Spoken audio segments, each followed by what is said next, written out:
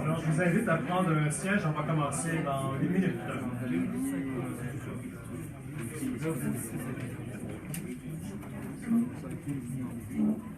Alors, bienvenue tout le monde pour cette table ronde sur l'accès des francophones aux études postsecondaires dans le centre sud-ouest de l'Ontario, une mise à jour de la recherche. Table ronde qui est offerte à l'occasion du lancement de livre qui est publié chez Prise de parole, un ouvrage co-dirigé par Sylvie Lamoureux et moi-même sur l'accès des francophones aux études postsecondaires en Ontario. Et il nous fait donc plaisir de vous accueillir et de vous retrouver ici aujourd'hui dans cette collaboration entre la Maison Prise de parole et le Centre de recherche en éducation franco-ontarienne de l'Université de Toronto.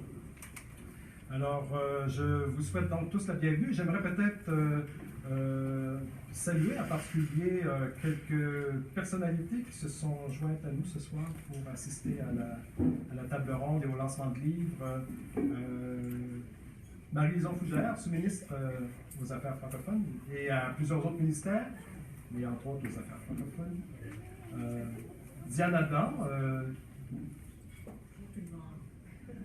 responsable du nouveau comité de planification de l'Université francophone de l'Ontario. Donald Perciel, principal du Collège Liendon. Aussi Laurence Péchère et Patrice Bourgeois qui travaillent pour le compte du comité de planification de la nouvelle université de langue française aussi. Alors, bienvenue, il me fait plaisir de vous accueillir. Et on organise cette table ronde à l'occasion du lancement du livre. Et cet ouvrage fait suite à un symposium qui a eu lieu en l'an 2010 au CREFO sur l'accès des francophones aux études postsecondaires en Ontario. Et les études présentées lors de ce symposium sont désormais disponibles dans un ouvrage collectif qui est publié donc par la Maison Prise de parole. Depuis ce symposium, il y a eu beaucoup de mouvements, beaucoup d'activités, beaucoup de développement à ce sujet-là, aussi bien dans le domaine public que dans le domaine de la recherche, notamment en ce qui concerne le centre et le sud-ouest de l'Ontario. Alors, d'abord, à l'échelle provinciale, le ministère de la Formation Collège et Université avait créé une politique d'aménagement linguistique pour le postsecondaire en 2011. Suite à ça, il y a eu des symposiums qui ont été organisés autour de la PAL, et notamment en 2011 à la Cité collégiale, c'est organisé par le CREFO sur la recherche en lien avec la politique d'aménagement linguistique. Ensuite, il y a eu les États généraux qui ont eu lieu, organisés par l'Assemblée de franco-ontarienne et des francophones de l'Ontario, la FESFO et le REFO de 2013 à 2015. Il y a eu ensuite, comme vous le savez, le projet de loi privé intitulé « Loi constituant l'Université de l'Ontario français » qui a été présenté par la députée néo-démocrate France Gélinas en mai 2015 et qui est allé jusqu'en deuxième lecture avant de mourir au feuilleton, mais il a été représenté au mois de septembre 2016 sous le même titre.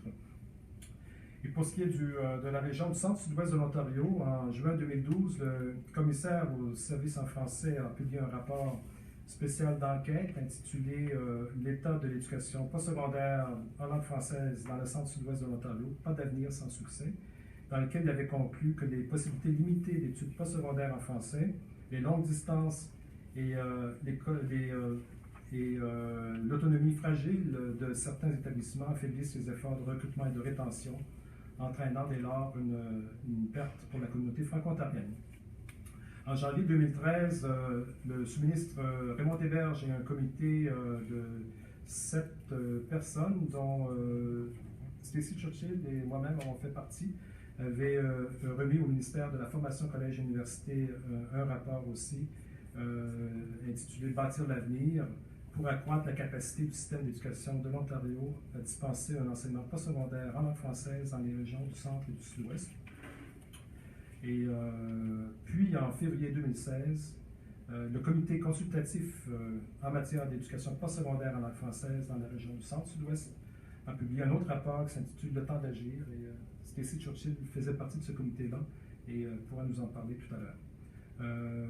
Donc, en somme, beaucoup de consultations ont été menées, plusieurs études publiques ont été élaborées, mais qu'en est-il de la recherche? Alors, cette table ronde ce soir, à l'occasion du lancement de livre, propose une mise à jour de la recherche scientifique sur le sujet de l'accès des francophones aux études postsecondaires dans la région centre-sud-ouest. Et elle se veut une mise à jour scientifique en contraste avec les différents multiples débats publics qui ont eu lieu ces dernières années. Elle va porter également un regard sur les fondements scientifiques qui ont présidé à l'élaboration du tout dernier rapport dont je viens de mentionner l'existence, qui a été publié en 2016 et qui s'appelle Le temps d'agir. Alors, mon nom est Normand Labrie, je suis directeur par intérim du CREFO et il me fait plaisir de vous présenter les panélistes qui auront environ 15 minutes chacun pour présenter des données de recherche récentes sur le sujet. À commencer par André Sanson, qui est vice-doyen et secrétaire de faculté à la Faculté d'éducation de l'Université d'Ottawa. Ensuite, Joanne Jean-Pierre, qui est chercheur postdoctoral au Centre de recherche sur la résilience à l'Université de Dalhousie et qui a fait un doctorat récemment à McMaster, dont elle pourra vous parler. Et ensuite, Sylvie Lamoureux, qui est vice-doyenne aux études de premier cycle à l'Université d'Ottawa. Et finalement, Stacy Churchill, qui est professeur émérite ici à OSI et qui a été co-auteur du rapport Le temps d'agir. Alors, j'invite donc peut-être tout d'abord André Sanson.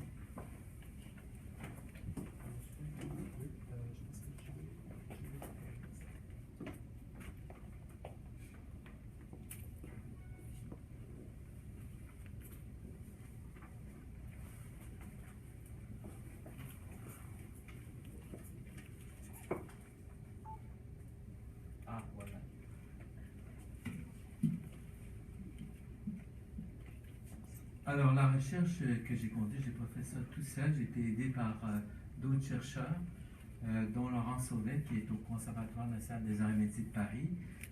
Conservatoire national, c'est là qu'on forme en partie les conseils d'orientation en France. Aussi, Louis Cournoyer, qui est en relations industrielles à l'Université du Québec, qui est à l'Université du Québec à Montréal, qui est conseiller d'orientation, et Martin Lausier, qui est aussi professeur à l'Université du Québec en relations industrielles. Alors, je veux remercier le ministère de l'Enseignement supérieur et de la formation professionnelle qui a subventionné cette recherche en collaboration avec Destination Réussite Est de l'Ontario. Bon, ça marche. Alors, qu'est-ce qu'on a voulu étudier? C'est comment est-ce que l'identité langagière des élèves de 12e année influence leur choix d'études postsecondaires. Est-ce que ça a un impact? C'est ça qu'on a essayé d'étudier. La participation était excellente. On a eu 9 conseils scolaires qui ont accepté de collaborer, qui est distribué en 30 écoles secondaires. Et nous avons eu 1247 répondants, ce qui est quand même excellent. Mais ça a été justement parce que les conseils scolaires ont très bien collaboré. Et les étudiants et étudiantes, les élèves qui répondaient, c'était un questionnaire qui était en ligne. Alors, ils devaient aller dans le laboratoire d'informatique de leur école. Il y avait des codes pour protéger la recherche et tout. Et c'était seulement les enseignants-enseignantes qui étaient... Mais pour cette recherche ici, les résultats qu'on a conservés 1130, il a fallu écarter quelques résultats. 42% de garçons, 57% de filles, et l'âge moyen était de 17 ans. Et bien entendu, la distribution géographique des répondants et répondantes était quand même assez bonne. Et si vous remarquez, il y a 22,4% qui venaient de l'Est, pas de l'Est, mais de la région du sud de l'Ontario. J'avais divisé ça en Ottawa. Est de l'Ontario, c'était les gens qui étaient dans la région à l'est de Castlemaine-Rockland, qui allait jusqu'à la frontière du Québec. Alors, la participation du Sud avait été excellente. Les conseils scolaires avaient très bien participé, et ce qui fait qu'il y a une bonne représentation les élèves du sud de l'Ontario.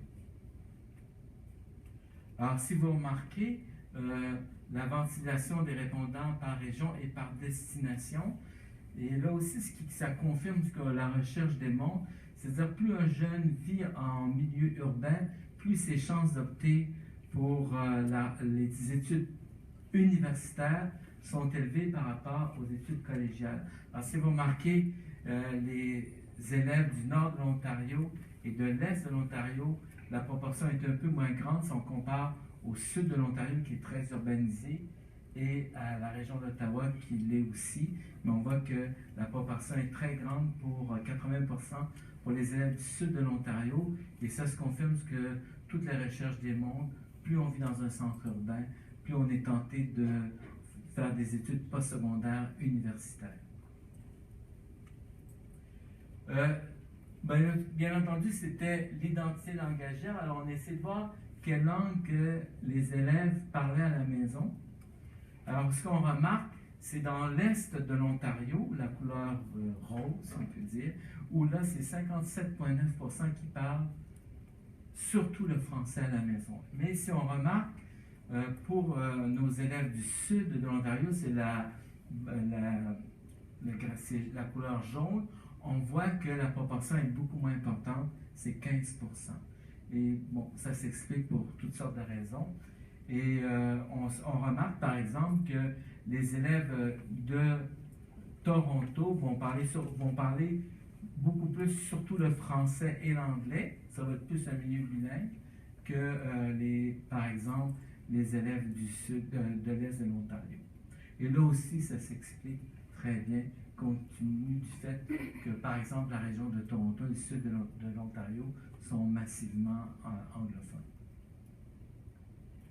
Et si on remarque l'identité langagière ici, est-ce qu'ils se perçoivent comme des francophones bilingues, également francophones et anglophones, ou anglophones bilingues ou seulement anglophones? Ce qu'on remarque aussi, c'est que la proportion des élèves du sud de l'Ontario, la proportion jaune, c'est également anglophone, francophone, c'est la plus élevée. Anglophone bilingue aussi, c'est une des plus élevées avec le nord de l'Ontario. Mais francophone bilingue, on voit que c'est quand même très élevé par rapport aux autres régions, c'est-à-dire 60%. Et c'est là vous allez voir maintenant après ça quel impact que ça a sur le choix des études postsecondaires, en anglais ou en français. C'était une partie de l'étude, des objectifs de l'étude. Alors, pour ceux des études postsecondaires en anglais, ça c'est pour tous les élèves qu'on a interviewés, qu'on a sondés. Alors, c'est pour tous les élèves de l'Ontario, les 1130. Alors, il y a quand même une forte proportion qui veulent étudier en langue française par rapport à langue anglaise, ou peut-être en anglais, peut-être en français, probablement en français. C'est quand même assez élevé. C'est 54%. Mais si on remarque, lorsqu'on ventile par région, là, le sud de l'Ontario, ça baisse à 32% des intentions à poursuivre leurs études en français, par rapport à l'est de l'Ontario, qui est 76%. Et comme vous remarquez, leur identité langagière était plus francophone qu'anglophone dans l'est de l'Ontario, et on voit ici qu'il y a quand même une corrélation intéressante par rapport aux élèves du sud de l'Ontario et du nord de l'Ontario, où là, la proportion pour étudier en anglais est plus élevée. Et ici, on voit la corrélation entre parler français à la maison. Plus qu'on parle français à la maison, plus qu'on va vouloir étudier en français. Alors que plus qu'on parle en français à la maison, moins on va vouloir étudier en anglais. Ça aussi, c'est assez clair. Et par opposition, plus qu'on parle anglais à la maison, moins qu'on va vouloir avoir l'intention d'aller étudier en français. Une corrélation qui est assez évidente. Et ici, c'est l'identité linguistique et l'intention de poursuivre nos études postsecondaires en français. Alors, si vous remarquez, plus l'identité linguistique tend vers francophone ou francophone bilingue, plus l'intention de « je vais certainement étudier en anglais » est forte. Par rapport en français, pardon, par rapport à « je vais certainement étudier en anglais ». Et par votre conséquence, plus notre identité va vers anglophone, plus l'intention de poursuivre les études postsecondaires en français est faible.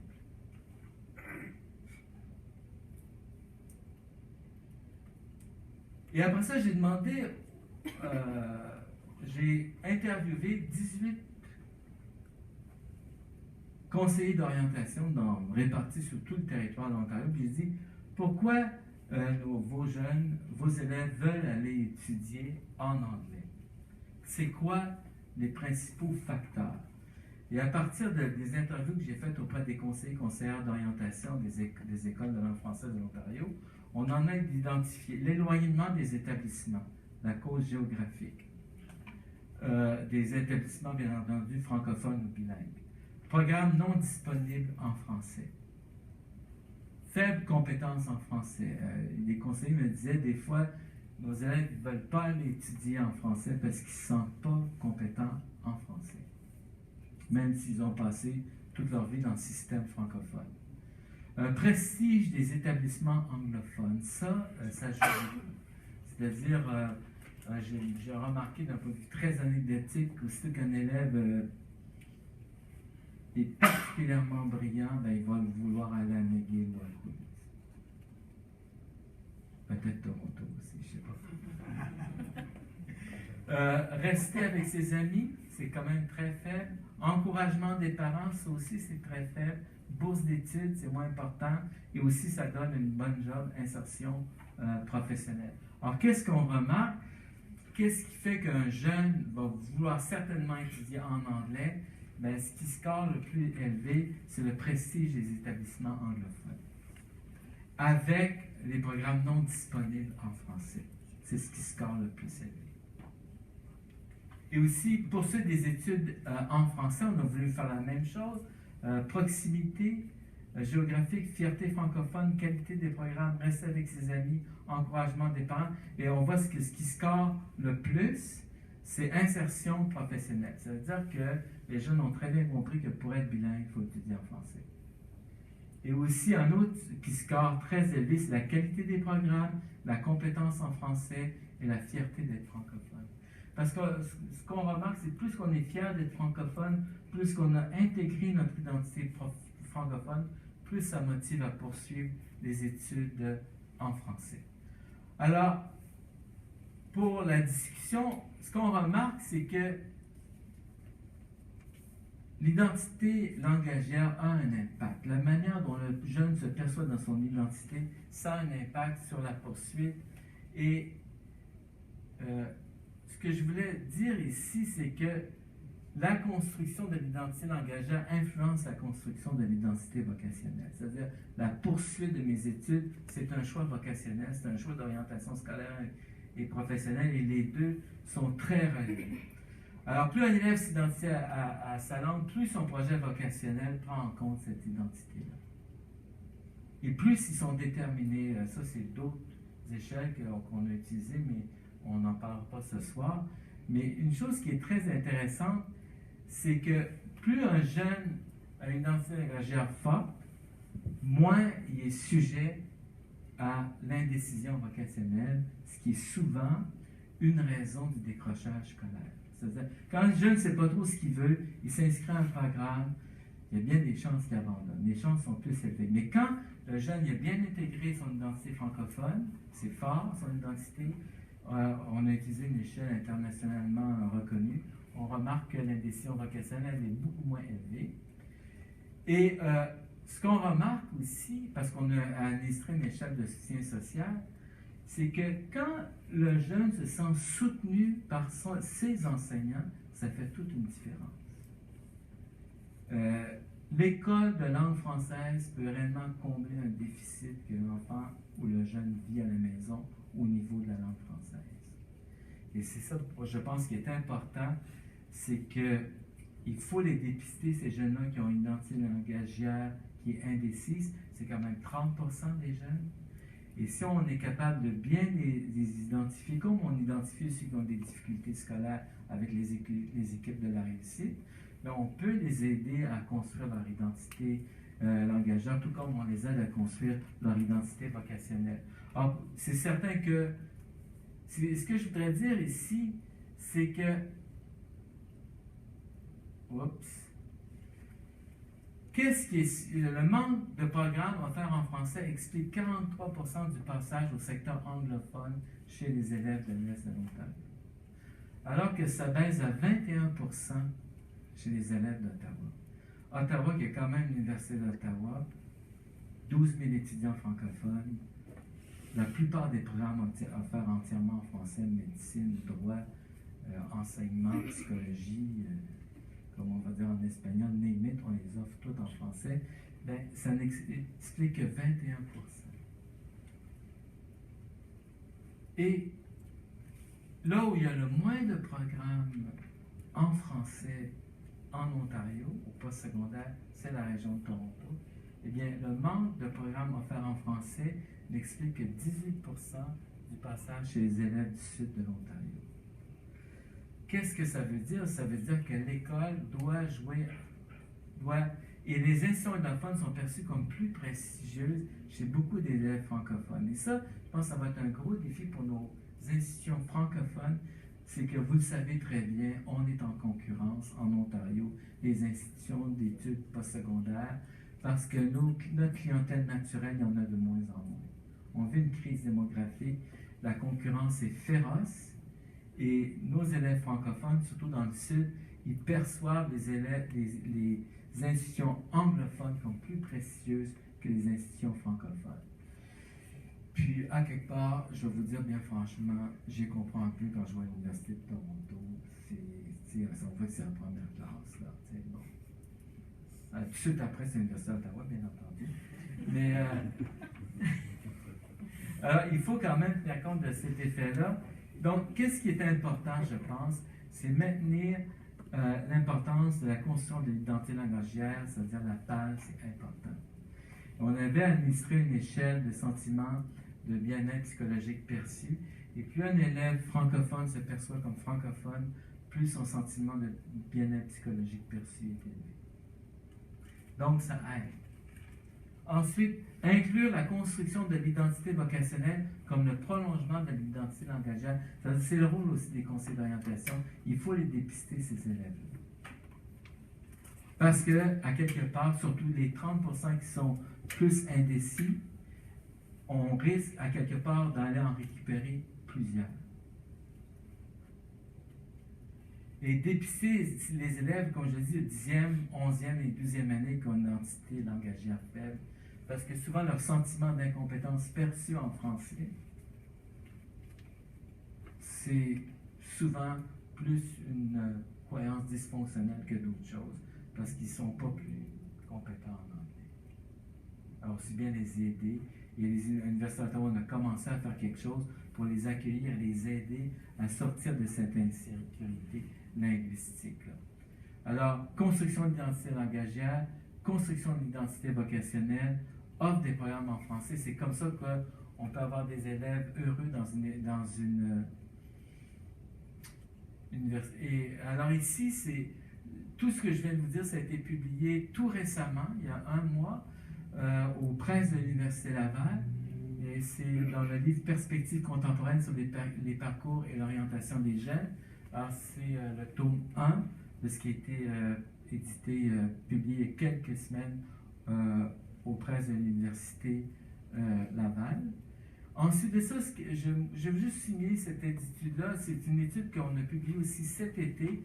C'est Linguistic Identity and Career Decision-Making Difficulties Among French-Speaking Canadian Students Living in an Anglo-Dominant Context. Je veux dire que c'est très intéressant, ça. Parce qu'on a remarqué que chez les élèves qui vivent aux États-Unis, puis qui sont des nouveaux arrivants, surtout les hispanophones, on remarque que plus qu'ils se sentent américains, plus qu'ils vont adopter une vision américaine, plus qu'ils vont se sentir à l'aise en anglais, moins qu'ils vont éprouver des difficultés au niveau de leur choix de carrière. Alors nous, ce qu'on a fait, on a administré l'échelle de difficulté des choix de carrière en français aux élèves francophones. Et qu'est-ce qu'on marque?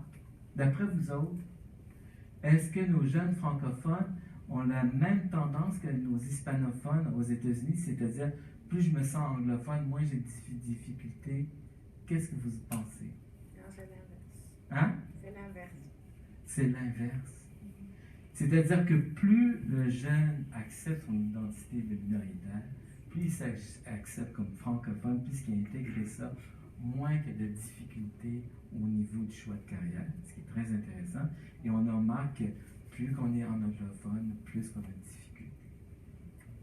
Et j'avais remarqué dans une recherche que j'ai faite en 2007 que plus un jeune se voit comme francophone, plus il se sent comme autonome dans son choix de carrière. Donc, quand on encourage nos jeunes à être francophones, à développer leur identité langagière, on ne va pas leur nuire, bien au contraire, on les aide.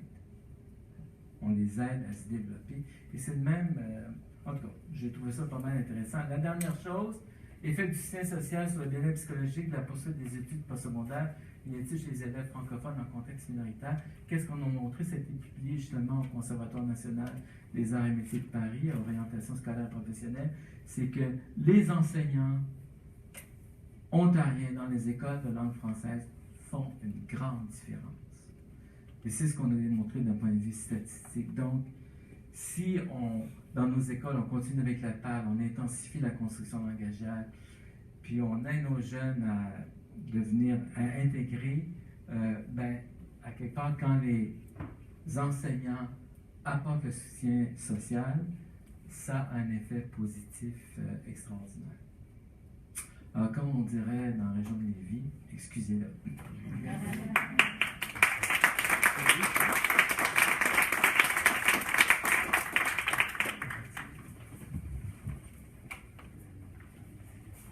Je n'ai pas dépassé un petit peu. À combien?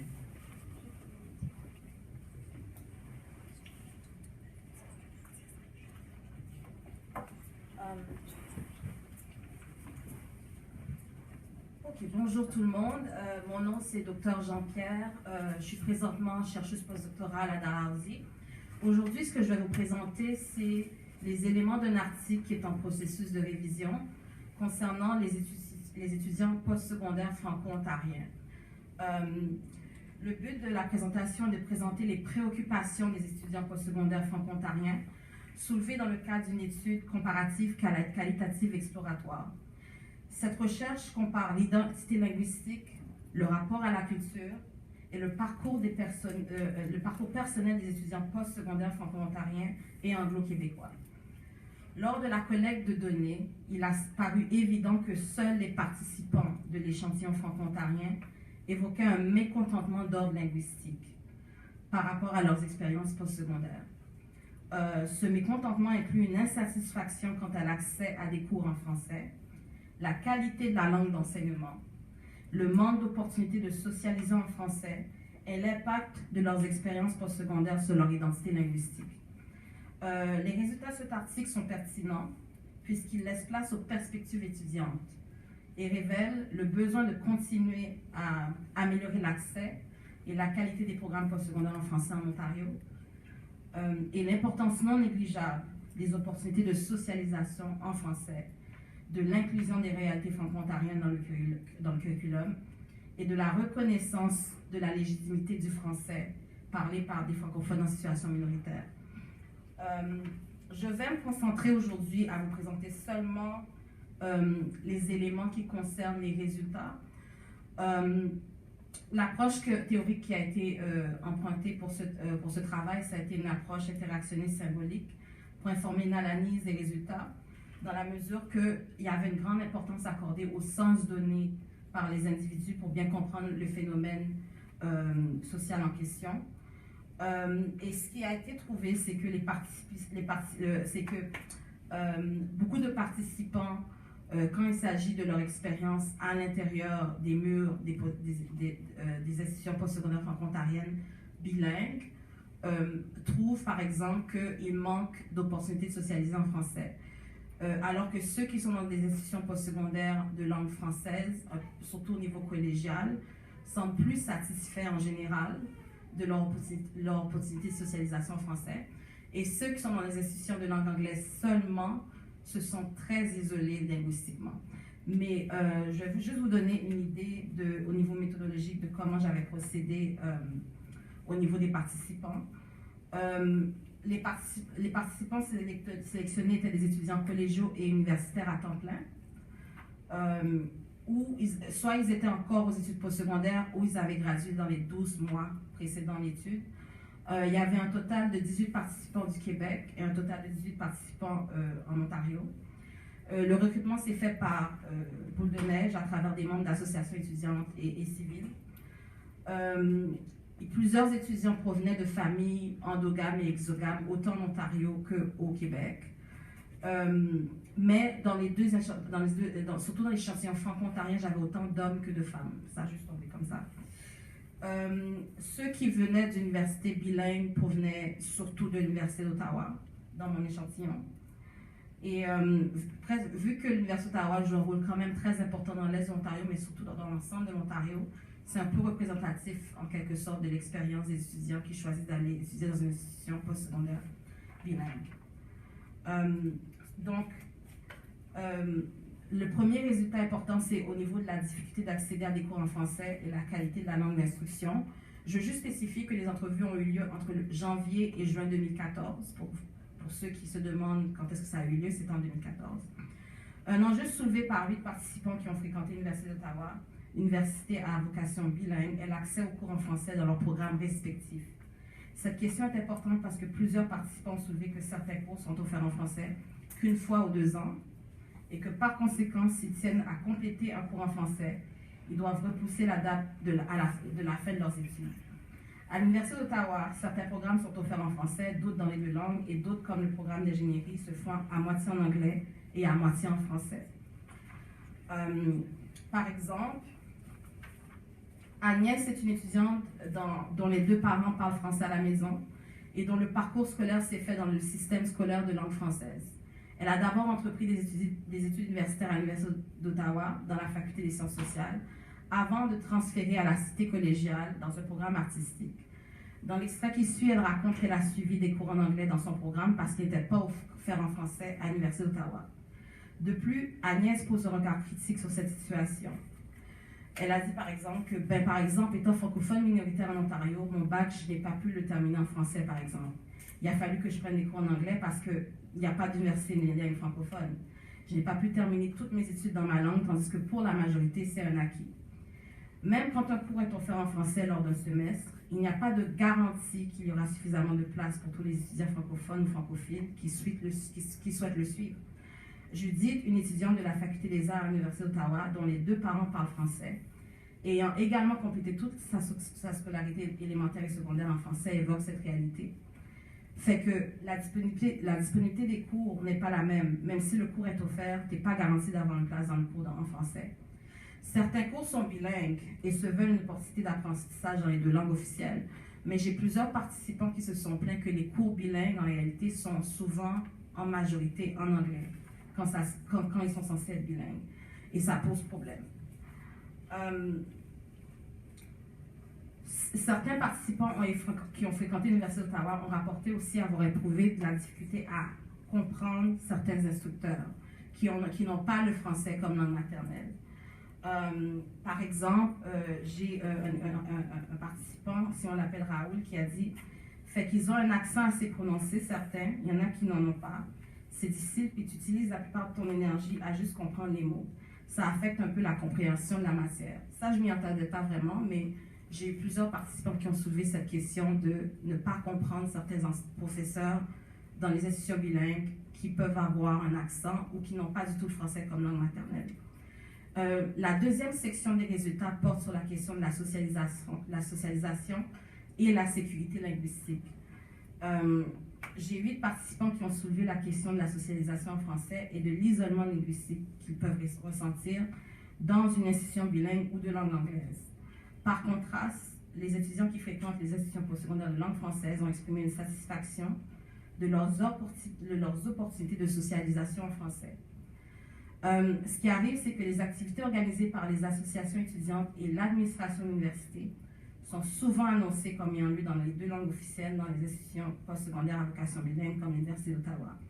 Cependant, les étudiants comme Marguerite, qui au moment de l'entretien terminait ses études de premier cycle dans la faculté des sciences sociales, a rapporté que la réalité est tout autre. Outre le carrefour francophone et certaines activités spécifiques en français, cette étudiante qui a effectué toutes ses études primaires et secondaires en français et vient d'une famille francophone affirme que malgré les efforts, elle ne se considère pas linguistiquement sécure sur le campus. Le fait de ne pas pouvoir s'exprimer en français sans gêne lors d'un événement théoriquement bilingue qui se passe en réalité en anglais peut entraîner l'insécurité linguistique. Marguerite a dit, donc là, ça fait juste réaffirmer le fait que je ne pense pas qu'on est sécuritaire dans sa langue sur le campus.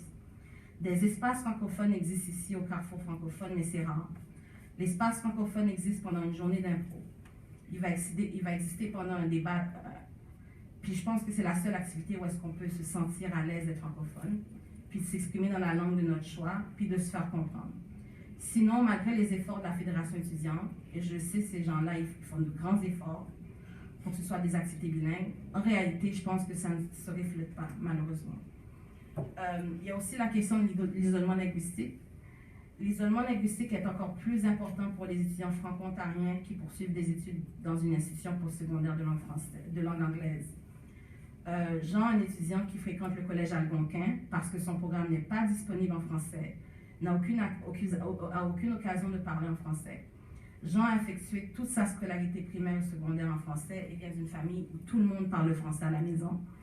Puis il n'y a rien au collège Algonquin qui est fait en français. Donc il n'y a personne là-bas pour parler en français partout au collège.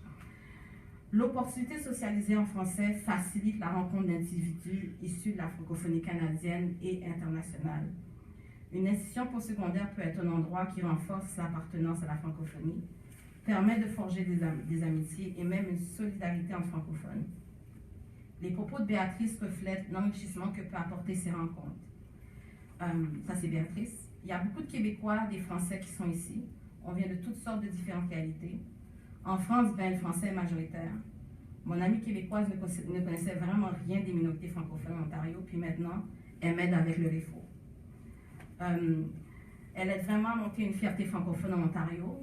Puis moi, c'est ça, on est le trio Québec, France et franco-ontarienne. L'apport institutionnel des collèges et des universités à des expériences de socialisation significatives sont importantes sur le plan individuel et collectif parce qu'ils renforcent l'attachement linguistique. Les participants eux-mêmes rapportent que leurs expériences de socialisation, tout comme leurs expériences d'apprentissage, ont eu un impact sur leur identité linguistique. Un total de 9 participants a rapporté que le fait de fréquenter leur institution postsecondaire avait eu un effet sur leur identité linguistique. Agnès a étudié à l'Université d'Ottawa, mais a ensuite transféré à la Cité collégiale, une institution à vocation linguistique. Elle considère que la Cité collégiale a renforcé davantage son identité francophone que l'Université d'Ottawa. Je dirais que ça l'a renforcé depuis que j'étudie en français à 100%, et je travaille en français à 100%. Je ne parle presque plus anglais. Quand on parle d'identité linguistique, en plus de l'apprentissage et de la socialisation en français, la reconnaissance de la pluralité des réalités de la francophonie canadienne a également été soulevée lors des entrevues. En effet, les étudiants franco-ontariens aimeraient voir leur réalité incluse dans le matériel pédagogique. Constance, une étudiante au niveau collégial, exprime sa frustration d'être exposée aux réalités du Québec au détriment des réalités franco-ontariennes dans le curriculum de ses cours. Je pense que ma plus grande critique, ce serait par rapport aux enseignants, surtout québécois, qui ne comprennent pas notre réalité, par exemple, puis qui donnaient constamment des exemples de Montréal ou des exemples québécois. Toute la partie de sensibilisation à la culture franco-ontarienne, je pense que c'est important. Constance continue ses propos en parlant du fait que le français parlé des franco-ontariens est parfois caractérisé comme inadéquat par les francophones qui proviennent de situations majoritaires. Bien que l'expression de la langue française soit très variée au Canada, certains professeurs semblent l'ignorer et exigent un français dit standard. Constance rapporte que certains instructeurs vont même jusqu'à encourager certains étudiants à étudier en anglais plutôt qu'en français. Ce que rapporte Constance dans la deuxième partie de son propos a été rapporté par d'autres participants et représente un cas d'intimidation linguistique. Les incidents d'intimidation linguistique génèrent chez plusieurs étudiants francophones en situation minoritaire un sentiment d'insécurité linguistique. Donc, par exemple, elle dit, puis il y avait aussi des profs qui, je pense, disent aux étudiants, va étudier en anglais à cause de leur accent. Mais c'est des gens dont la langue maternelle est le français. Ils ont fait leurs études en français au secondaire, mais ils ont un accent qui est, par exemple, du sud de l'Ontario. Si les expériences négatives au niveau postsecondaire laissent des traces, parfois elles ont pour conséquence d'éveiller la conscience identitaire linguistique des participants. Par exemple, c'est en étant confronté à son statut minoritaire dans une université à vocation bilingue que Thierry a réalisé qu'il était franco-ontarien. D'autres participants comme lui ont rapporté que les expériences négatives ont éveillé une certaine conscience de leur identité linguistique. Mais vraiment, ce qui a marché de façon indubitable, le fait que je m'identifie comme franco-ontarien, c'était une fois arrivé au postsecondaire. Parce que là, c'était la première fois que j'étais confrontée dans un élément où je passais le plus grand temps de ma journée minoritaire. C'est-à-dire les autres, l'école élémentaire, secondaire, c'était majoritairement francophone. C'était des institutions franco-ontariennes. Mais là, le postsecondaire, c'est une institution bilingue qui renforce le sentiment de minorité, qui est déjà vécu à l'extérieur des murs. Fait que là, ça renforce encore plus. Ce que l'on constate à la lumière des propos des participants, c'est que le vécu socialisant est important et permet l'utilisation de la langue française dans la sphère publique comme dans la sphère privée pour les étudiants postsecondaires qui proviennent des communautés francophones en situation minoritaire. Et je vais conclure. Le point de vue des étudiants postsecondaires francophones en situation minoritaire est rarement examiné. Comme l'indiquent les résultats de cette étude, certains aspects moins connus de leur parcours postsecondaire devraient interpeller les chercheurs qui s'intéressent aux études de diverses minorités dans les institutions d'enseignement supérieur. Les entretiens rapportés dans cette étude soulignent le désir de plusieurs étudiants franco-ontariens d'accéder à une éducation postsecondaire en français. La difficulté d'accéder à des cours en français évoqués par les participants appuie les constats du rapport du commissariat au service en français de 2012. Quand un campus crée des opportunités de socialisation en français, parler français devient possible dans l'espace public et pas seulement dans la sphère privée. Bien que 66% des enfants ayant droit proviennent de familles exogames en Ontario et s'identifient de plus en plus comme bilingues, plusieurs participants franco-ontariens ont exprimé dans cet article un désir d'apprendre et de socialiser en français. Alors que les étudiants qui fréquentent des institutions postsecondaires de langue anglaise vivent un certain isolement linguistique, les étudiants dans les institutions postsecondaires en français sont satisfaits dans l'ensemble. De plus, plusieurs participants considèrent que les institutions à vocation bilingue, comme l'Université d'Ottawa, devraient faire plus d'efforts pour rendre leur établissement plus sécure au niveau linguistique, avec des opportunités récurrentes de socialisation exclusivement en français. Pour améliorer l'expérience dans les salles de classe, les réalités franco-ontariennes ainsi que les différents français parlés au Canada devraient être pris en compte par les professeurs des institutions postsecondaires. Comme le suggère la Fédération de la jeunesse franco-ontarienne, un atelier obligatoire ou une brève formation sur l'histoire, la culture et les défis des francophones vivant en situation minoritaire pourrait sensibiliser les instructeurs aux réalités que vivent leurs étudiants pour éradiquer les incidents d'intimidation linguistique ou de linguicisme et adapter leurs outils pédagogiques. Donc, c'est à peu près ça, en gros, les résultats. Il y a encore du travail à faire au niveau de l'accès aux cours. Il y a encore du travail à faire aussi au niveau de la qualité de la langue parlée, mais aussi par rapport aux expériences de socialisation et la sécurité linguistique, surtout sur les campus bilingues et francophones. Merci.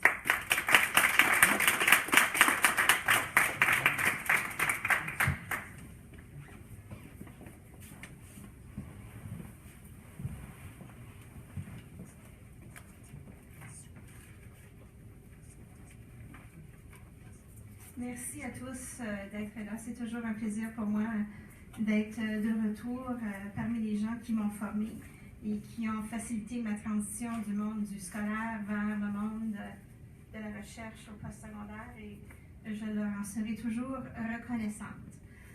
Aujourd'hui, je vais vous parler d'un d'à peu près 7 projets que je mène avec des collègues à l'Université d'Ottawa. Même si on en a parlé un petit peu à quelques reprises depuis 6 mois, ma collègue Megan Cotman et moi-même, j'ai refait une analyse en me ciblant uniquement la voix des jeunes du centre-sud-ouest. Alors, on a parlé tantôt de Destination Réussite. C'est une initiative de la Direction de l'éducation dans le français en Ontario qui investit énormément d'argent à faire des activités pour encourager la transition vers les études postsecondaires en français. Parmi la multitude des activités qui sont faites en collaboration avec les établissements postsecondaires et le système scolaire, nous avons ces camps d'anticipation. Alors, l'Université d'Ottawa m'a mandaté, et j'ai invité ma collègue Megan à se joindre à moi, d'évaluer quel était l'impact de ce camp-là. Parce que le camp mobilise énormément de personnes à l'Université d'Ottawa, comme à l'Université Laurentienne, et je suis certaine aussi à la Cité collégiale. Tous les établissements font quelque chose de différent, mais à savoir, est-ce que ça vaut le coup? Pas nécessairement par rapport à ce que les étudiants viennent s'inscrire chez nous, parce que ce n'est pas censé être une activité de recrutement, mais une activité de sensibilisation. Alors, on va commencer avec les remerciements, mais vraiment un gros merci à l'équipe de l'Université d'Ottawa qui m'encourage d'être critique face à mon propre employeur. C'est toujours sécurisant de savoir qu'on a la permission d'être critique de son employeur. Alors, l'objectif, c'était vraiment de s'intéresser et de revoir un peu ce qui faisait partie de mon étude doctorale, comment les élèves de 12e année vraiment vivent le processus du choix de leurs établissements et de leurs programmes postsecondaires et par rapport au choix d'étudier en français ou non. Alors, on voulait vraiment voir chez les participants du camp, cibler ce groupe-là, voir est-ce que le fait d'être venu à Ottawa pendant 2 jours, d'avoir suivi 8 ateliers sur divers sujets, certains liés à des programmes, d'autres, c'était les finances, la gestion du stress. Alors, par rapport à des compétences, si on veut, pour faciliter la transition, 6 mois, 1 an plus tard, quel était leur souvenir ou quel était l'impact par rapport aux choix qu'ils ont faits. Alors, pour nous situer, c'était la première année que l'université a fait un camp au printemps 2015. Moi, je n'étais pas là, j'étais en Italie pendant que le camp s'est passé, en conférence. Et nous avons reçu 334 élèves des 6 conseils de l'Est jusqu'au centre-sud. Particulièrement, c'est 139 des 3 conseils du centre-sud-ouest, dont 73 étaient en 11e année. Ce sont ces élèves-là qui nous intéressent parce qu'ils sont encore dans les écoles en 12e année ou devraient l'être à toute fin pratique. Ces 73 élèves-là venaient d'environ 9 ou 10 écoles différentes et nous avons ciblé les 3 écoles qui avaient envoyé le plus d'étudiants, plus d'élèves, pour solliciter leur permission d'aller rencontrer les jeunes. Nous ne savions pas les noms des participants, c'était vraiment là, tout séparé, mais je savais qu'il y en avait un tel montant de telle école. On les a invités de venir nous rencontrer pour un dîner pizza pour nous parler de leurs expériences. Alors, nous avons fait des groupes de discussion avec 40 élèves de la 12e année dans les 3 conseils du centre-sud-ouest à l'automne. Alors, on a commencé durant la semaine d'études comme cette semaine, puis ça s'est poursuivi à cause des intempéries jusqu'au mois de décembre. Nous sommes retournés au mois de mai, encore rencontrés, puis cette fois-là, nous en avons rencontré 41 dans les mêmes 3 écoles. Il y en a certains qui se sont ajoutés, donc, alors c'est pas exactement les 40 plus 1, là, mais c'est un mélange d'étudiants. Ce qui est important, c'est que le taux de participation était bien au-delà de 85 %. Nous avons rencontré presque tous les élèves de ces écoles-là qui ont participé, soit à la première, soit à la deuxième, et il y avait aussi un sondage. Alors, nos questions de recherche, comment est-ce que les élèves décrivent le processus? Je ne veux pas les comparer si c'est vraiment ça qui s'est passé. On veut savoir leur expérience et quel est l'impact de la participation sur le processus du choix, d'établissement, du programme, mais aussi de la langue. Au niveau de la méthodologie, c'était une étude de cas multiples. Chaque école représente un cas unique. Nous avons fait ça aussi dans l'Est. Alors, nous avions 6 cas. Pour aujourd'hui, on va se concentrer uniquement sur les 3 cas du centre-sud-ouest. Et chaque cas peut aussi être comparé avec les autres. Mais pour aujourd'hui, c'est beaucoup plus en général parce qu'on est encore en train d'analyser. C'est un petit projet qu'on faisait après nos heures de travail, ça. C'est pas toute la compensation a été vers les participants pour leur offrir des cartes cadeaux, pour leur remercier de leur temps. C'est quelque chose qu'on faisait vraiment le soir et en fin de semaine. Alors, les outils de collecte de données, des groupes de discussion non structurés ou ouverts, si vous voulez. Nous avons aussi fait des entrevues avec les gens qui ont accompagné les élèves et également avec l'orienteur. Et enfin, on a fait un sondage à la fin du mois de juin pour voir quel était leur choix. Parce qu'on est vraiment curieux, Megan et moi, et nous voulions savoir où ils sont. Parce qu'un des problèmes, sans un identifiant unique, on ne sait pas, on peut difficilement retracer les élèves lorsqu'ils quittent le système scolaire pour aller vers les études postsecondaires. Et ça serait intéressant de savoir et d'avoir le portrait provincial par rapport à toutes les activités, mais on a commencé avec une seule pour cette année. Le guide du groupe de discussion, c'était vraiment des questions par rapport au choix de la langue d'instruction, le processus de choix, par rapport à la destination réussite en général, ce grand rassemblement d'activités, par rapport au camp d'anticipation à l'Université d'Ottawa en particulier. Certains élèves avaient également participé au camp d'anticipation de l'Université Laurentienne la même année ou l'année précédente, et leur processus de choix pendant la 12e année. On a regardé le choix avant la 12e et pendant qu'ils étaient en 12e année. Alors, juste un point d'ordre, comme ethnographe, comme chercheur, je privilégie la voix des élèves. On la transcrit telle qu'elle est parlée, on ne corrige pas les commentaires des élèves. Généralement, je ne corrige pas ceux des enseignants non plus, mais tout dépend où on présente. Alors, ne soyez pas vexés par certaines phrases. On est dans l'oral, on a des fois 22 personnes dans un local qui parlent en même temps et quelques indices. Alors, la question, quand avez-vous commencé à penser à ce que vous aimeriez faire après le secondaire? Les réponses les plus populaires en 6e année et en 11e année, comme le voyage à Ottawa. Alors, pour certains, c'est vraiment à la fin de la 11e année qu'on commence vraiment à se poser comme il va falloir que je fasse un choix à l'automne. Je vais peut-être de porter attention à certains éléments. L'élément de 6e année a surpris certaines personnes lorsqu'on a fait la présentation à l'université.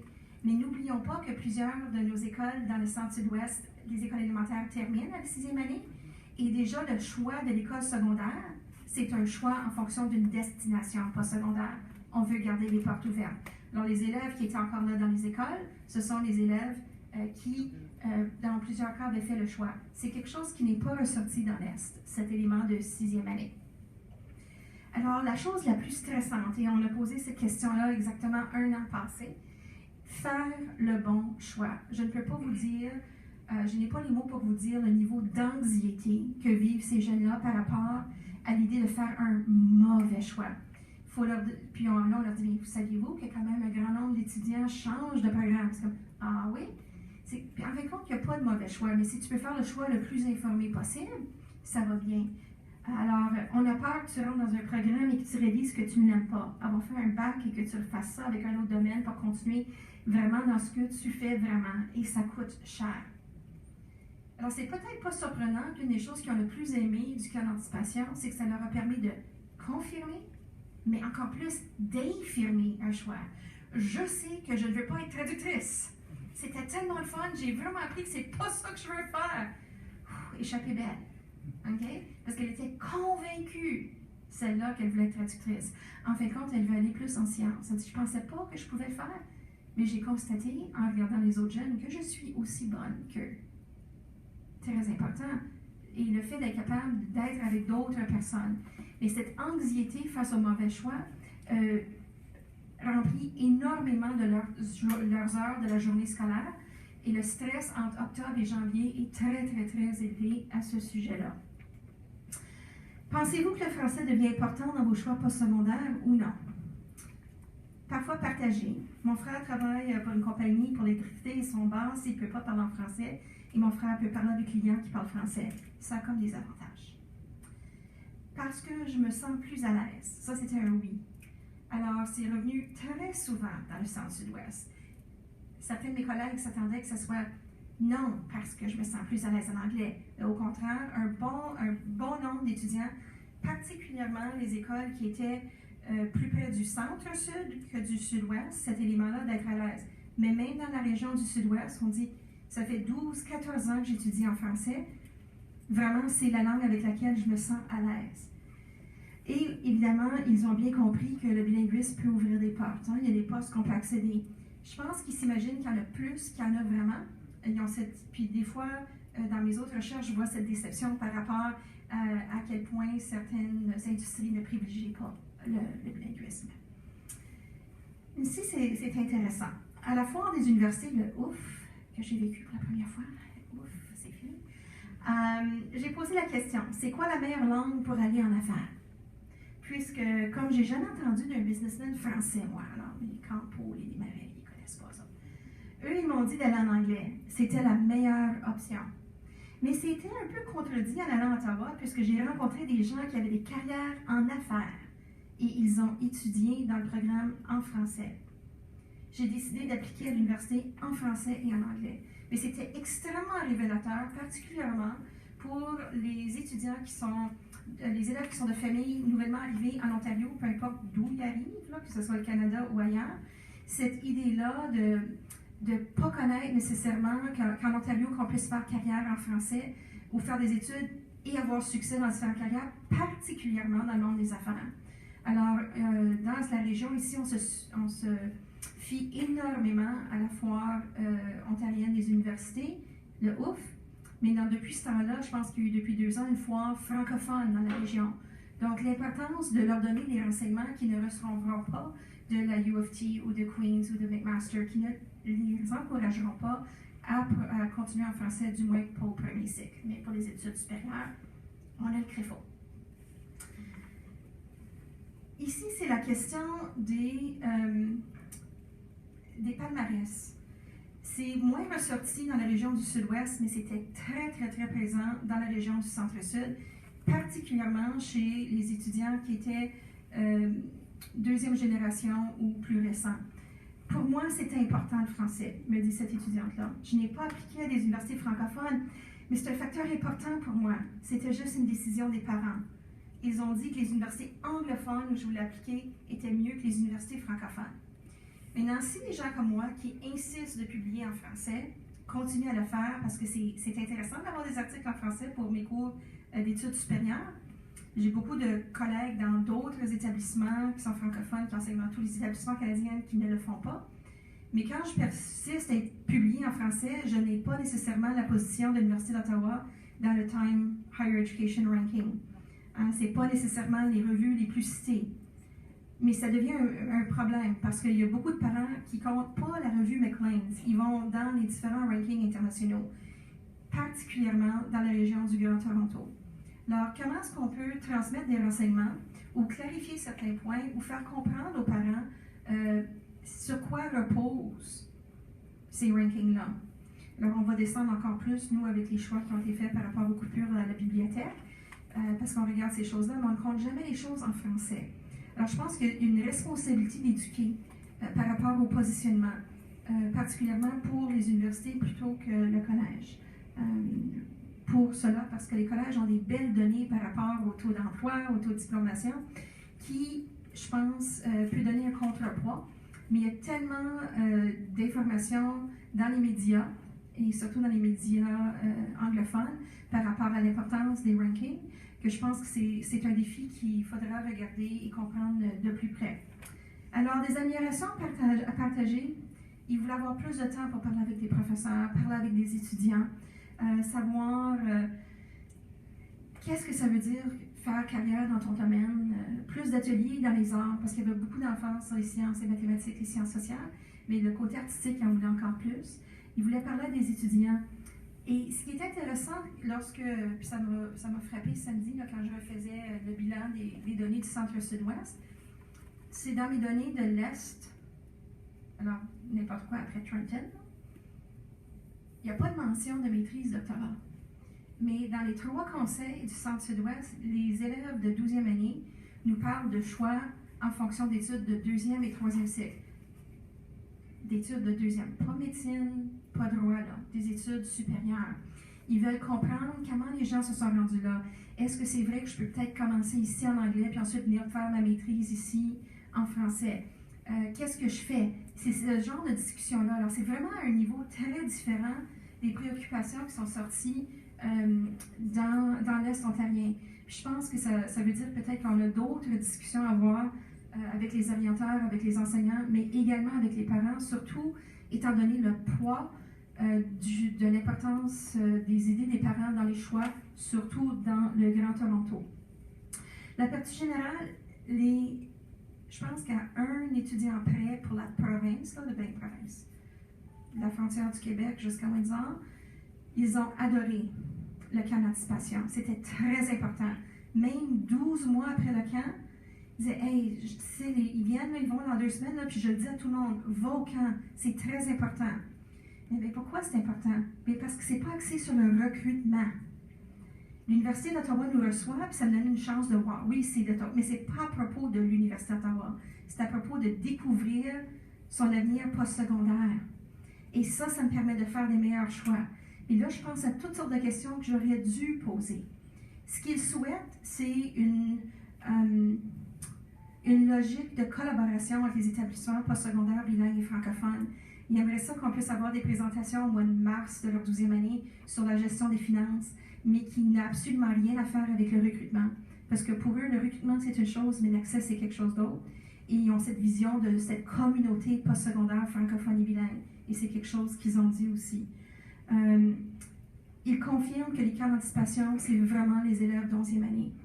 C'est le temps de penser aux questions qui vont te permettre de poser les bonnes questions à l'automne de ta 12e année, quand tu vas à la foire en français, et de faire des choix et d'éliminer le stress par rapport aux mauvais choix. Mais que ces événements-là, et là, il parlait en général pour Destination Réussite, que c'était pour informer plutôt que de recruter. Et je vais quitter là-dessus. Merci beaucoup.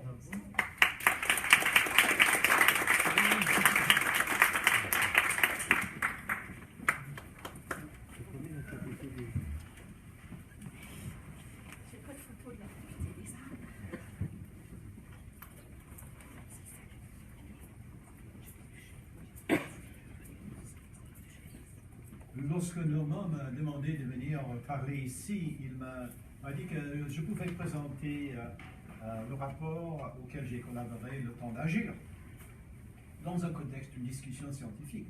Et puis, heureusement que j'ai lu le dossier, il disait en fait quand j'allais exposer les bases scientifiques de nos recommandations. C'est qui, pour bien comprendre, n'est pas si facile.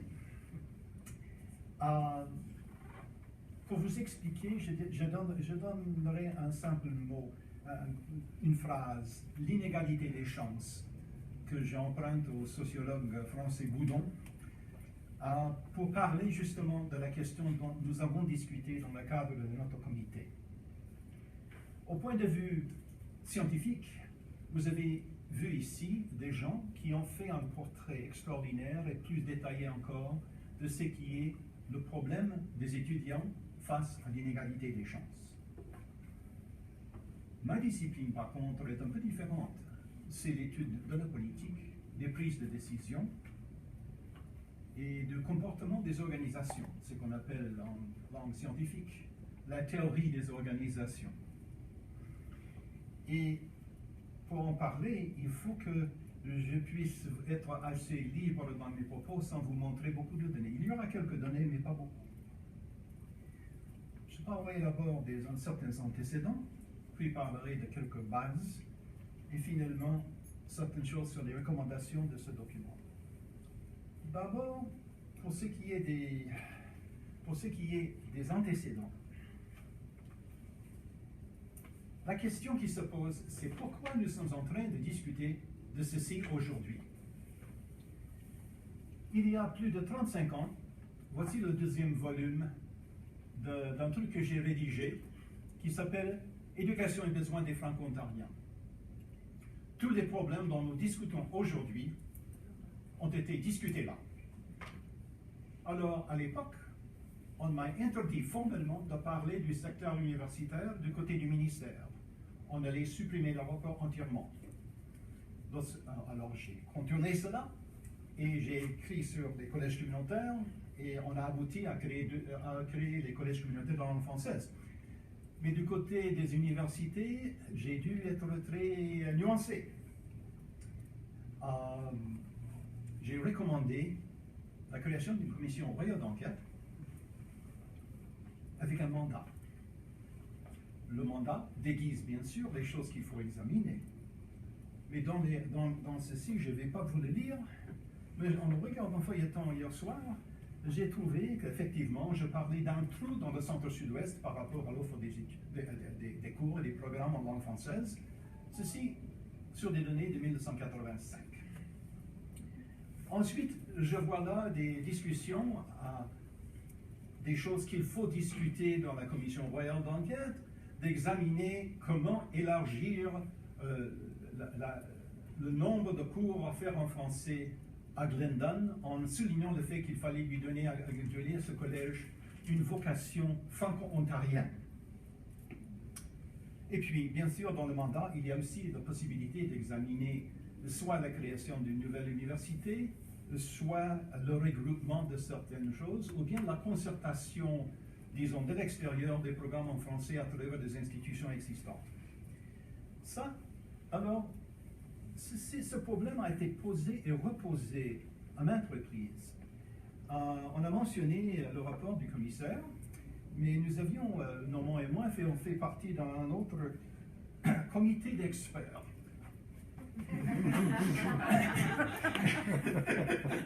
Et bien sûr, nous avons fait une petite recommandation là-dessus, entre autres de créer une nouvelle institution dans le centre-sud-ouest. Et le moyen de le faire, on a proposé un secrétariat autonome du ministère, tout en travaillant à l'intérieur de la politique, parce qu'il était clair déjà depuis de longues années qu'à l'intérieur du ministère, on est toujours forcé de respecter la discipline budgétaire. On a recommandé la création de secrétariat autonome. Et puis, on me dit que Raymond Teberge a vendu l'idée du secrétariat au commissaire. Alors, le commissaire a publié son rapport avant le nôtre, mais les deux ont un peu ce même ton, qu'il faut créer quelque chose un peu indépendant. Alors, la réponse a été de créer un groupe qui n'est pas indépendant, c'est celui-ci, dont j'ai fait partie, et où j'étais l'un des deux personnes du secteur universitaire. L'autre était Claude Lajeunesse, ancien recteur de l'université de Ryerson. Et le restant, c'était des gens du public franco-ontarien. Alors, dans tout ce que nous avons fait, nous avons dû tenir compte d'un arrière-fond politique. C'était d'abord qu'il y avait en cours un programme des États généraux mené par l'Assemblée, disons franchement, le FESFO, le regroupement de la jeunesse franco-ontarienne, etc. Et aussi le dépôt d'une loi dont on a parlé. Alors, on a bien sûr voté la loi de façon presque unanime, en fait, mais comme on ne s'engageait à rien, ce n'était pas difficile, ni pour le gouvernement, ni pour les autres. Mais nous avons recommandé là-dedans, fait certaines recommandations, et si je peux m'avancer un peu, on avait suggéré de nommer un conseil de gouverneurs qui serait intérimaire, etc. Et donc, on a nommé un comité de planification. Et donc, vous voyez, j'espère que le comité de planification ne va pas planifier la création de nouveaux comités. C'est toujours la possibilité. Alors, parlons ensuite de quelques bases. D'abord, mentionnons simplement la démographie. De quel côté? C'est le flèche en haut. À droite? Oui. En haut. En haut. Il faut viser le C'est plus difficile que les téléphones, quoi.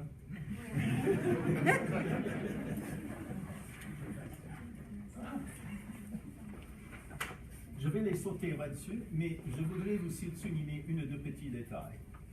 Ici, nous avons le centre sud-ouest de l'Ontario, qui déjà compte plus de francophones que le Nouveau-Brunswick, avec l'Université Moncton. Bien en tenir compte, parce que c'est là où nous avons quand même en même temps un grand flux de francophones, non seulement de l'étranger, comme on pense souvent, mais aussi de l'Acadie, du Québec et du reste du Canada. Alors, suivant. Alors, ici, c'est une question politique interne du ministère et du public du ministère, je dirais. C'est le nombre de diplômés dans le centre sud-ouest et son accroissement. Entre 2005 et 2012-13, on a eu un accroissement de 49% du nombre de diplômés des écoles. Suivant. Alors, le total des effectifs, en quelques années, est monté de 43%. Suivant.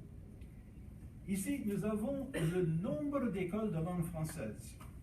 Pour ceux de nous qui avons vécu le problème de créer la première école secondaire de langue française à Toronto, M. Davis a dû contourner la loi pour la créer parce qu'il ne pouvait pas faire accepter ça par les conseils scolaires. Et nous avons vécu toutes les batailles pour créer une seule école quelque part. Vous voyez que le nombre d'écoles a augmenté dans le centre-sud-ouest seulement, autour d'ici, de 103 à 152, soit construites et ouvertes ou approuvées en réalisation au moment d'écrire le rapport. Je pense que c'est tout, non? Ah bon. Ah, détail. Nous avons ici le dernier problème qui est celui de la densité de la population francophone et de fait d'être noyé dans un mer anglophone. Vous voyez, dans le nord-est, 23% sont des francophones, 15% dans l'est, et puis ici, on tombe au centre et sud-ouest à 2%. C'est donc un défi. Merci. Ah, je mentionne ici, voici, j'ai mis tout simplement la liste de nos membres, et vous verrez que c'est un groupe représentatif, surtout du côté collégial, si vous voyez l'interne, et des membres d'extérieur. Bon, j'ai parlé de la démographie, mais il y a des détails là-dedans que je signale. C'est que dans cette démographie scolaire, c'est l'absence des jeunes garçons francophones, parce qu'on est en train de créer une francophonie féminine. Et c'est très important parce que les jeunes décrochent. Une étude que j'ai rédigée dans l'année 1985 mentionnait le fait que les garçons franco-ontariens avaient du mal à choisir, même de poursuivre les études au secondaire en langue française, parce qu'il n'y avait pas de débouché dans le côté sciences et technologies. Nous avons encore des institutions bilingues où on peut commencer ses carrières scientifiques en français, à certains égards, dans les cours de base, mais on n'est jamais sûr de pouvoir déboucher de son bac ou pour faire les études supérieures ou son groupe de génie en français. Le choix des cours est difficile toujours de ce côté-là. Comparativement, l'Université de Moncton a quand même une école de génie. Une autre base de notre travail a été le refus de faire un trait d'égalité entre l'éducation en langue française et le fait de travailler en français. Il y a une espèce de mythologie que si on va étudier en français, c'est pour travailler dans un milieu bilingue. Alors que la justification de l'élémentaire et du secondaire est toute différente. À part le fait de vouloir appuyer l'existence d'une communauté de langue française, il y a le fait, dont on a parlé depuis plus d'un demi-siècle, qu'on étudie mieux dans sa langue maternelle. Il y a une espèce de friction linguistique. On a parlé de l'insécurité linguistique, mais il y a une certaine insécurité linguistique. Nous avons des études à Toronto et en Ontario qui datent des années 60, qui démontrent que le transfert dans un milieu de langue anglaise pour les jeunes de l'élémentaire et du secondaire dans une école de langue anglaise ou dans un milieu d'enseignement de langue anglaise fait immédiatement baisser ce qu'on appelle le academic self-concept. C'est-à-dire qu'on sous-estime sa capacité et tout de suite, on diminue son désir d'accéder aux études supérieures parce qu'on est dans un milieu où on est minoritaire et bilingue. Je ne sais pas si cela se reproduit dans les milieux d'université bilingues par rapport aux études supérieures, je n'ai aucune idée, mais au moins pour cela, nous le savons. C'est une autre base scientifique. Une base dont on a parlé très peu, c'est que personne ne veut parler des effets économiques pour Toronto et la province d'avoir, par exemple, une université de langue française dans la métropole. Combien de francophones y a-t-il au monde qui voudraient devenir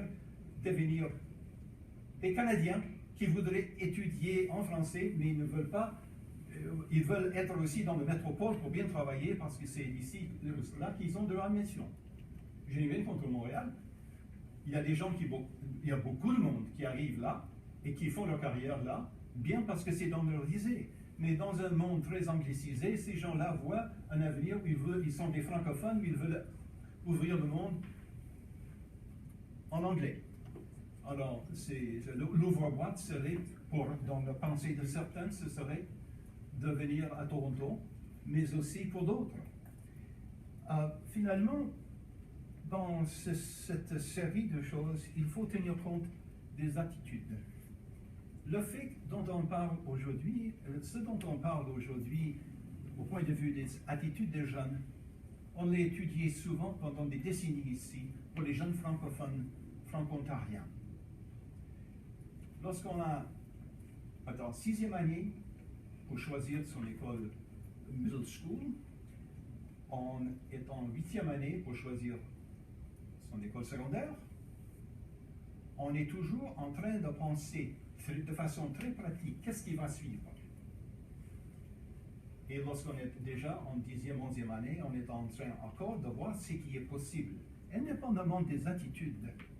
Si on regarde après ce que font les jeunes, il est clair qu'ils sont conduits par un flot qui n'est pas seulement leur propre attitude, mais aussi les finances, accès au point de vue géographique, etc. C'est donc un problème majeur de ne pas avoir une université de langue française. Parce que ceci vient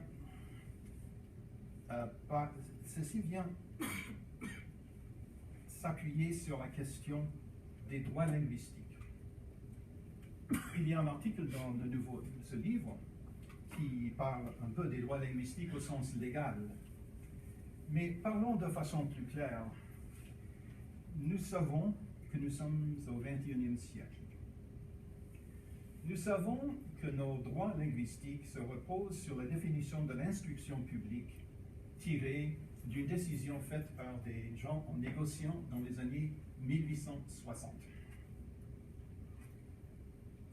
Pourquoi on va pas changer? Je ne parle pas de changer la loi ou dire qu'il y a un droit comme ça, mais comment peut-on avoir un droit à l'éducation secondaire dans un monde d'aujourd'hui si on n'a pas un droit de poursuivre après?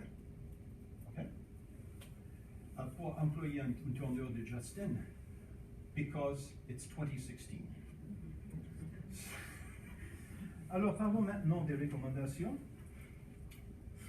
À cause peut-être du fait que nous avons eu beaucoup de gens des collèges, nous avons pu nous mettre d'accord très rapidement sur le Collège Boréal comme étant la base de continuer ici. Mais on a eu des discussions, pas seulement à l'intérieur, mais avec des gens de l'extérieur, entre deux visions d'une université de langue française. L'une est l'idée d'une université boutique. Parce qu'on veut une petite université, tout le monde va parler un bon langage standard, on va avoir de petits nombres de cours, etc., etc. Et ici, ce n'est pas une liste de blancs pour Glen Lund dans son passé. On est en train d'élargir ses cours, mais parlons très clairement, l'idée c'est d'avoir une petite boutique. Et l'autre qui a été endossé par le comité est d'avoir une université populaire de langue française.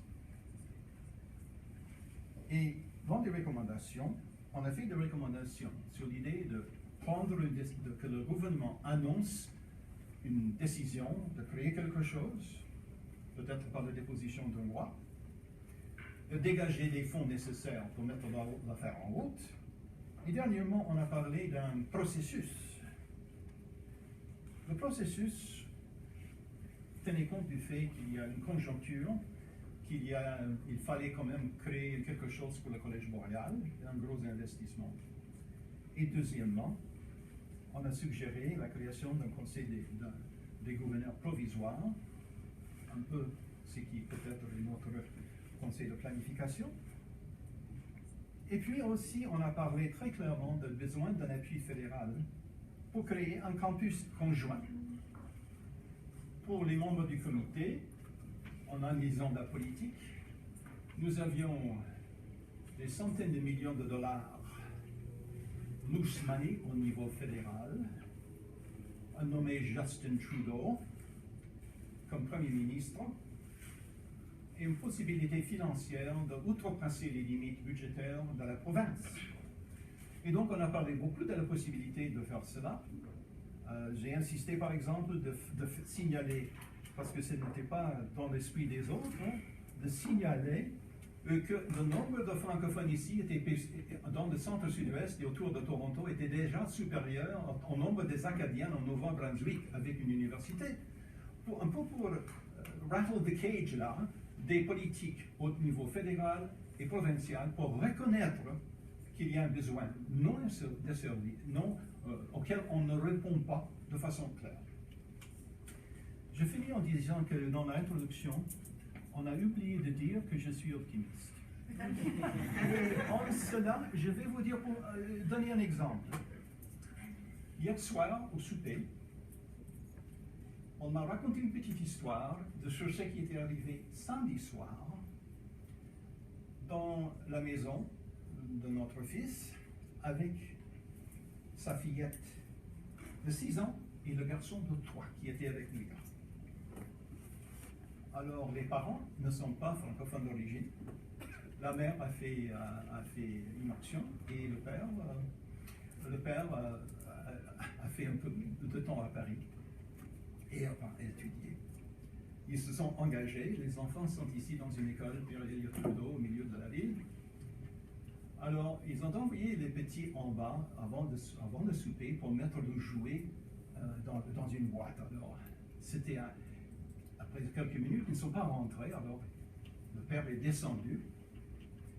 Et là, la petite fille était en train de chanter, ils étaient en train de faire ça.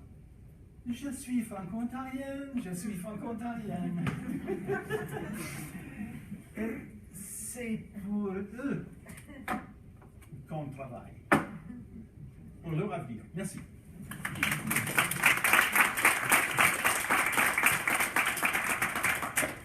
Voilà, avant qu'on puisse passer un verre de vin, je vous invite à poser des questions. Si vous avez, on a quelques minutes pour les questions. Les panélistes, je remercie tous les 4.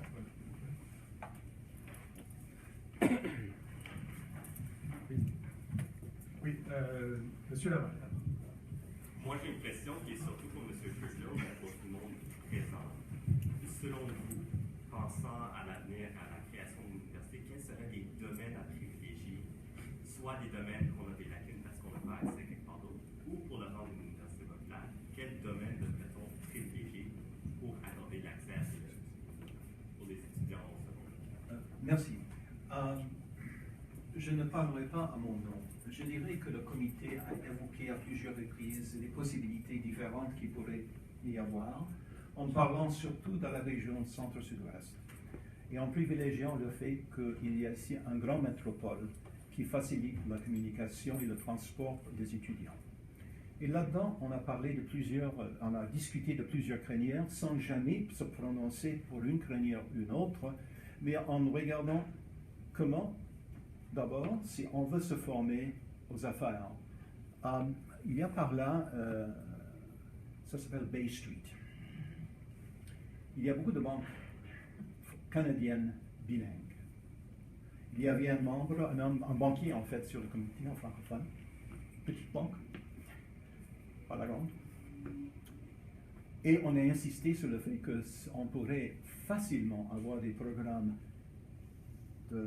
d'affaires avec une vocation internationale basée sur, etc.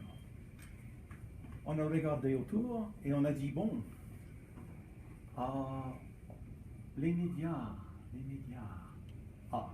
Il y avait l'exemple de l'Université technique de l'Ontario là, qui est en train d'utiliser beaucoup d'argent, je crois à déficit encore, je ne suis pas sûr, mais qui a été très très cher parce qu'on a investi dans la grande technologie.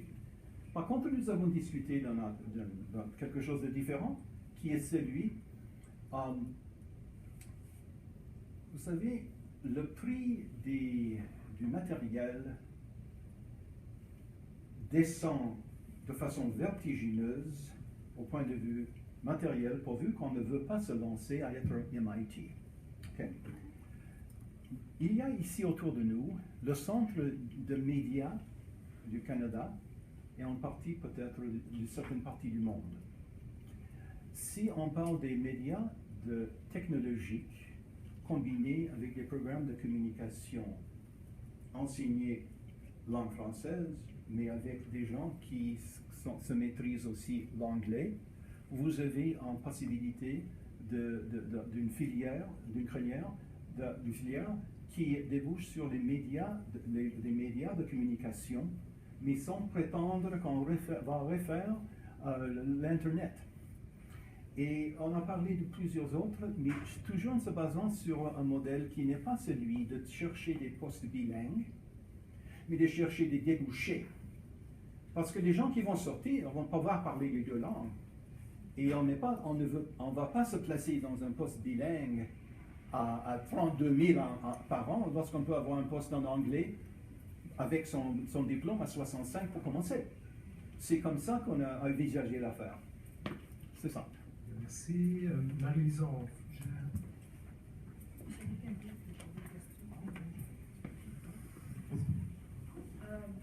Bonjour. Je voulais juste poser la question, est-ce qu'il y a trait à l'angoisse face au choix? Et un peu aussi soulever toute la question de l'orientation dans les écoles secondaires. C'est une question qui se pose pour la majorité des écoles en Ontario, anglophones, francophones, où on se pose beaucoup de questions quant au service d'orientation et dans quelle mesure est-ce que les élèves, dans ce cas-ci, c'est les élèves francophones, dans quelle mesure est-ce que finalement on les aiguillonne de façon efficace en fonction, non pas de carrière qu'ils devraient choisir tout de suite, ils ont 17 ans. Mon fils, en fait, vient de commencer à l'université, il a 17 ans. Et de penser que des jeunes de cet âge-là puissent... Alors, on exerce beaucoup de pression pour qu'ils fassent le bon choix. Évidemment, il y a des questions de coûts qui sont reliées à ça. Mais il y a aussi tout le travail des orienteurs dans les écoles qui est extrêmement important et qui devrait probablement être entamé beaucoup plus tôt. Et par rapport aux élèves de langue française, peut-être encore plus. Alors, je fais juste un peu soulever cette question-là, parce que c'en est une qui, des fois, on l'escamote beaucoup, cette question-là, et en fait, elle est cruciale. Comme professeur d'orientation scolaire et professionnelle, je vais prendre encore une autre question, parce que je pense qu'on peut prendre un verre de vin jusqu'à 7 heures. Je pense qu'on peut vous en donner un. Oui. On va prendre une autre question de Solange, vous donner brièvement la parole, et puis ensuite, on pourra continuer de discuter ensemble avec un verre de vin dans les mains. Oui, merci. Solange Bellus du campus Glendon à Toronto. C'était très intéressant les présentations, merci. Ça se recoupait très bien. Moi, j'ai une question qui touche un peu à tout, qui touche la question que Sylvie a soulevée par rapport au choix des jeunes, parce qu'on parle de créer des établissements pour les jeunes. Donc, le fait qu'ils regardent les écoles d'importance au prestige des établissements dans le centre sud-ouest. Selon le rapport Fraser sur les résultats des écoles secondaires de langue française de la région, on trouve la majorité de nos écoles secondaires. Donc, on a des jeunes qui sont dans de très bonnes écoles et qui ont des résultats très intéressants et qui font très attention justement à la réputation des établissements auxquels ils comptent se rendre. Donc, ça fait qu'au niveau des choix, on a l'angoisse parce qu'il y a la pression justement des parents qui ont travaillé fort pour que les jeunes aient de très bonnes notes. Les résultats des écoles alors sont très élevés. Donc, il y a une espèce de maturité de ces jeunes-là qui cherchent les bons programmes. C'est un deuxième point. Le troisième point, je regarde les résultats, la provenance des étudiants et des étudiants de l'Université de Moncton que Stacy mentionne. Ils sont à peu près 4 000 à l'Université de Moncton. Et sur les 4000 étudiants de Moncton, on a 69% qui viennent du Nouveau-Brunswick, mais on a quand même 21% qui viennent d'autres pays. Donc je pense qu'il faut faire attention de ne pas nécessairement extrapoler, parce que quand on regarde en Ontario, on a des jeunes dans notre région, ça fait 30 ans que je suis dans le centre-sud-ouest, j'ai moi-même 2 fils. C'est des jeunes qui sont très doués, qui ont des attentes très élevées, qui ont du stress. On est beaucoup ici, plusieurs parents. Donc, moi, j'aimerais que vous commentriez comment vous et puis, un élément que j'ai oublié de mentionner, c'est que les diplômés des écoles secondaires dans les données de Stacy, il y en avait à peu près 1385. Et je suis à Glennon actuellement, je ne pense pas qu'on ait plus de 20% de ces jeunes qui viennent chez nous. Donc, moi, pour vous réconcilier tout ça, on a des jeunes qui ont des attentes élevées, on a des jeunes qui ont de très bonnes notes, on a des jeunes qui ne vont pas nécessairement dans la région, on compare une autre province qui a en fait une bonne partie de leurs étudiants qui viennent d'autres pays. Donc, je vais juste savoir comment pour réconcilier tout ça dans tout ce débat-là. Et pour l'orientation scolaire et professionnelle, j'aimerais dire quelque chose. Je vous donne 30 secondes. 30 secondes. Et on va prendre le verre de vin. Je pense que tout le monde est heureux de le faire et vous pouvez continuer ensemble. C'est grave l'orientation scolaire et professionnelle en Ontario parce que les conseillers d'orientation ne sont pas formés. C'est des enseignants comme tout le monde. Alors que dans 47 États américains, il faut faire une maîtrise et c'est, comme on dit, board license. Le droit de pratique est régulé comme pour les psychologues, les travailleurs sociaux et les médecins. Et la seule province qui fait une différence là-dessus, c'est le Québec, où ça prend 5 ans pour devenir conseiller d'orientation. Et j'ai administré la career decision making à ces jeunes-là, à ces 1100 jeunes-là, et 49% souffraient d'indécision vocationnelle. Donc c'est très élevé. Et les conseillers d'orientation en Ontario n'ont pas la formation en testing pour dépister ça. Et ça, je trouve, c'est dommage. Et les conseillers d'orientation en Ontario, je suis en train de travailler sur cet article-là qu'on va publier bientôt, ils font ce que le directeur d'école leur dit de faire. C'est des go for it, ou je ne sais pas trop quoi, là, des go for, mais l'orientation scolaire en Ontario, pour une province aussi riche, aussi diversifiée au niveau de l'industrie et de l'économie, on a encore un système d'orientation scolaire comme ça a été parti en 1920 dans les écoles américaines. La parole 2 secondes, Sylvie, et puis on va tous vainquer. En 40 secondes, numéro 1, moi, en 1983, j'ai fait le choix de l'Université de Laurentienne, qui célébrait ses 25 ans à peu près. Et on me dit, mais pourquoi tu vas là? L'université n'a même pas 50 ans encore. OK? C'est 30, je ne sais pas combien d'années plus tard, 37 ans plus tard, 33 ans plus tard, est encore un peu la même chose. On ne peut pas diminuer l'importance de la réputation. Numéro 2, les conseillers sont responsables du recrutement de l'élémentaire au secondaire. On perd énormément d'étudiants, d'élèves à ce moment-là. Ils sont tournés vers ça. Et numéro 3, je vous invite au vin. Alors, merci tout le monde. Donc, vous invite à rester, discuter, prendre une bouchée dans le vin du Niagara. Voilà. Merci beaucoup.